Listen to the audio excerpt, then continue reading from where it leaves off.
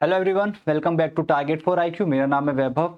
Karnataka high court ने judgement देते हुए एक बात बोली है कि अगर कोई मस्जिद में जय श्री राम के नारे लगा रहा है तो ऐसा करने से मुस्लिम समुदाय के जो लोग हैं उनकी जो रिलीजियस फीलिंग्स है वो कहीं ना कहीं आहत नहीं होनी चाहिए।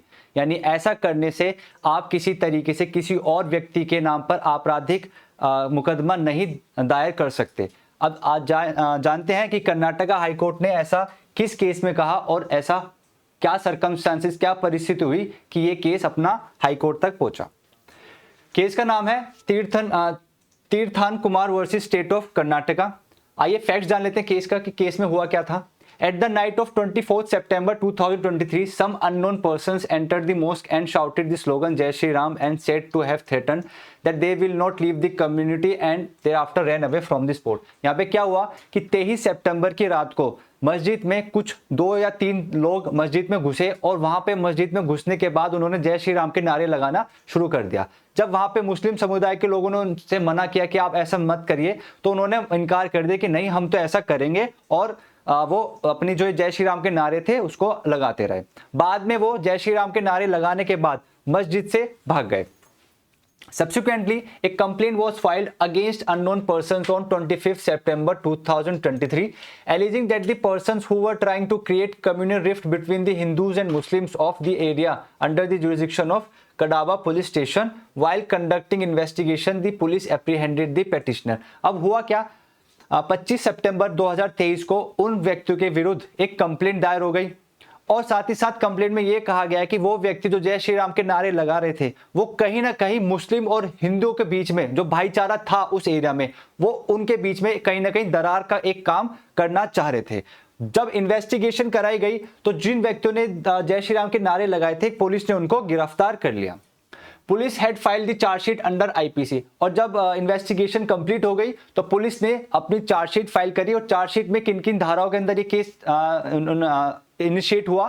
सेक्शन 447 जो कि बात करता है क्रिमिनल ट्रेसपास का, सेक्शन 505 जो कि बात करता है public mischief, section 506 criminal intimidation, section 34 common intention and section 295 capital A outraging the religious feelings. ठीक है, तो जो सबसे बड़ा सेक्शन था जिस मुकदमे को लड़ते दौरान जिस सेक्शन पे ज्यादा फोकस किया गया, ज्यादा दबाव दिया गया, वो था सेक्शन 295 ए, यानी कि हमारी रिलीजियस फीलिंग्स, जो कम्युनिटी समुदाय के लोग थे उनका जो धार्मिक भावनाएं थी वो कहीं ना कहीं ऐसे जय श्री राम के नारे बोलने से कहीं ना कहीं उनकी रिलीजियस फीलिंग्स को हर्ट हुआ है, यानी कि सेक्शन 295 का जो अपराध है उस पर ज्यादा दबाव दिया गया था। Thereafter, the petitioners were moved to the High Court for quashing the proceedings initiated against them। जब ये चार्जशीट फाइल हो गई और ये जो विचारण चल रहा था, ट्रायल चल रहा था, तो ट्रायल चलने के बाद जो ये लोग थे जिनके खिलाफ चार्जशीट फाइल हुई ये सीधा कर्नाटका हाई कोर्ट पहुंचे। किस लिए पहुंचे? अंडर सेक्शन 482 सीआरपीसी की हमारे विरुद्ध जितनी भी कार्यवाही शुरू करी गई है इनको कहीं ना कहीं क्वैश कर दिया जाए, इनको रद्द कर दिया जाए। तो ये इस उद्देश्य से कर्नाटका हाई कोर्ट पहुंचे। The petitioners counsel argued that none of the ingredients of section 295A, 505, 506, 447 of IPC are present in the instant case. It was submitted that offense under section 447 IPC deals with criminal trespass since masjid is a public place, entry into it cannot be considered as criminal trespass।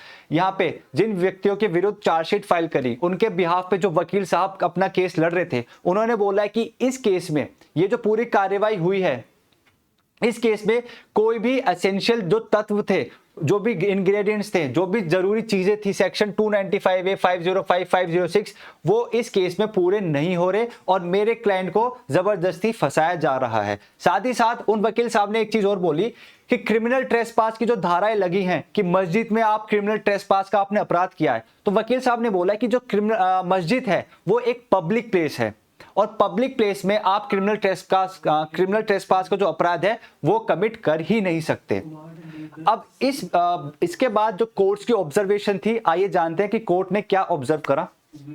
Examining section 295A IPC, माफ करिएगा 295 capital A IPC है, which deals with deliberate and malicious acts intending to outrage the religious feelings of any class by insulting its religious or religious beliefs। Basically जो section 295 capital A है जो IPC का, वो इस बारे में बात करता है कि कोई भी व्यक्ति कोई ऐसा कार्य कर रहा है जिस कार्य को देखकर सुनकर दूसरे समुदाय के लोगों की जो धार्मिक भावनाएं हैं वो कहीं ना कहीं हर्ट होती हैं। तो अगर आप ऐसा कुछ काम कर रहे हैं तो आपने 295A का अपराध कमिट कर दिया है। तो यहाँ पे कोर्ट ने जब सेक्शन 295A को पढ़ा तो उसके बाद कोर्ट ने अपनी फीलिंग्स एक्सप्रेस करी, अपने ऑब्जर्वेशंस एक्सप्रेस करे और कहा कि it's confusion as to how if someone shouts Jai Shri Ram it would reach outreach the religious feelings of any class. तो यहाँ पे कोर्ट ने बोला, कर्नाटक हाई कोर्ट ने, कि अगर कोई किसी अन्य किसी कम्युनिटी के बोल सकते हैं कि रिलीजियस प्लेस पर जाकर आप अगर जय श्री राम के नारे लगा रहे हैं तो ये कैसे हो सकता है कि आपकी रिलीजियस फीलिंग हर्ट हो रही है। भाई अगर आप किसी और धर्म की जगह जाकर अपने धर्म को प्रचार कर रहे हो या बोल सकते नारे लगा रहे हो तो इससे आपकी जो रिलीजियस फीलिंग्स है वो हर्ट नहीं होनी चाहिए। ये ऑब्जर्वेशन थी कर्नाटक हाई कोर्ट की। When the complainant himself states that Hindu Muslims are living in harmony in the area, the incident by no stretch of imagination can result into antimony। यहाँ पे कर्नाटक हाई कोर्ट ने और बोला है कि जब इन्वेस्टिगेशन चल रही थी, इन्वेस्टिगेशन के दौरान जिसने केस फाइल किया उसने एक चीज बोली थी कि हमारे एरिया में जो हिंदू और मुस्लिम्स हैं वो बहुत प्यार से रहते हैं, भाईचारा है उनके बीच में। तो कोर्ट ने यही ऑब्जर्वेशन रखी, जब आपने गवाही दी है कि हमारे एरिया में हिंदू और मुस्लिम्स बहुत प्यार से रहते हैं, बहुत भाईचारा उनके बीच में, तो कैसे आप इस चीज को अपराध की श्रेणी में लेकर आ सकते हैं। क्योंकि आपके जब भाईचारा है आप दो समुदायों के बीच में, तो अगर आप किसी मस्जिद में जा रहे हो और वहां पे जय श्री राम के नारे लगा रहे हो तो कैसे ये एक अपराध की श्रेणी में आएगा। ये कर्नाटक हाई कोर्ट ने अपनी ऑब्जर्वेशन रखी। The court relied on Mahendra Singh Dhoni versus Yaragundla Shyam Sundar 2017 wherein Supreme Court had held that any and every act will not become an offense under section 295A IPC। Court ने अपने इस ऑब्जर्वेशन को हवाला देते हुए इस केस को सपोर्ट करते हुए बोला है कि इस केस में सुप्रीम कोर्ट ने कहा है कि कोई भी या फिर सारे एक्ट को हम 295 कैपिटल ए में नहीं लेकर आ सकते। अगर हम सारे एक्ट 295A में लेकर आ जाएं फिर तो हर दिन प्रतिदिन आपने कोई ना कोई अपराध किया है और ये जो केसेस के बर्डन है ये बढ़ते ही रहेंगे। Further moving into the ingredients of section 505 and 506 IPC, the court pointed out that the complaint itself narrated that the complainant didn't even seen who was one who is alleged to have committed offense of criminal intimidation, attracting ingredients of section 506 of IPC। यहाँ पे court ने बोला है कि जिस व्यक्ति ने complaint करी है उसने खुद ये स्वीकार किया है कि उसने नहीं देखा कि किन व्यक्तियों ने अपराध किया है, कौन व्यक्ति थे जिन्होंने जय श्री राम के नारे लगाए हैं। Furthermore the court pointed out that complaint nowhere even remotely touched upon the ingredients of section 503 और 447 of IPC.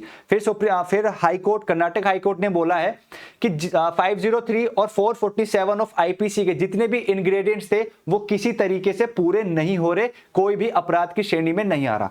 Therefore with the aforesaid perusal, the court deemed it fit to quash the entire proceedings against the petitioners pending before the additional civil judge and judicial magistrate first class. यानी कि ये जो case चल रहा था additional civil जज और judicial magistrate first class की कोर्ट में, कर्नाटक हाई कोर्ट ने बोला है कि हमें कोई भी आधार नहीं मिला कि हम क्यों नहीं इस केस को क्वैश करें, रद्द करें। तो इस वजह से हम इस केस को रद्द करते हैं क्योंकि इन व्यक्तियों ने कोई भी अपराध नहीं करा। जैसे कि आपको पता है 1986 में भी एक सुप्रीम कोर्ट का एक लैंडमार्क जजमेंट है Bijoe Emmanuel versus state of Kerala, जहां पर नेशनल एंथम को 3 स्टूडेंट्स ने, यानी मुस्लिम कम्युनिटी के 3 स्टूडेंट्स यानी मुस्लिम स्टूडेंट्स जिन्होंने मना कर दिया था कि हम नेशनल एंथम नहीं गाएंगे, ये हमारे धर्म के विरुद्ध है। तो हुआ क्या, उन 3 स्टूडेंट्स को स्कूल से सस्पेंड कर दिया गया था। बाद में जब ये मैटर सुप्रीम कोर्ट पहुंचा तो सुप्रीम कोर्ट ने भी बोला कि आप ऐसे किसी व्यक्तियों को, ऐसे किसी हमारे इंडियन सिटीजन्स को सस्पेंड नहीं कर सकते इस ग्राउंड पे कि अगर उनको मन नहीं है, उनका रिलीजियस फीलिंग्स है कि वो इस नेशनल एंथम को नहीं गाना चाहते, तो आप इस ग्राउंड पे उनको सस्पेंड नहीं कर सकते। ये इनका, अगर आप ऐसा करते हो तो जो उनका मौलिक अधिकार है आप उनका उल्लंघन कर रहे हैं, उनके फंडामेंटल राइट्स को आप वायलेट कर रहे हैं। तो ये था पूरा एक लेक्चर जिसमें मैंने आपको बताया कर्नाटक हाई कोर्ट ने किस ग्राउंड्स पे ये बोला है कि अगर आप मस्जिद में जाके जय श्री राम के नारे बोलते हो तो वो अपराध की श्रेणी में नहीं आता, क्योंकि जो प्रचार करने के जो एक हमारे कॉन्स्टिट्यूशन में भी दिया गया है कि आप अपने धर्म को प्रचार प्रसार कर सकते हो, ये आपका एक मौलिक अधिकार है। तो इसी चीज को ध्यान में रखते हुए कर्नाटक हाईकोर्ट ने बोला है कि जो व्यक्ति मस्जिद में जाके जय श्री राम के नारे लगाए थे वो अपने बोल सकते हैं मौलिक अधिकार का ही प्रचार प्रसार कर रहे थे। तो आई होप आपको लेक्चर समझ में आएगा। मिलते हैं नेक्स्ट वीडियो में। धन्यवाद।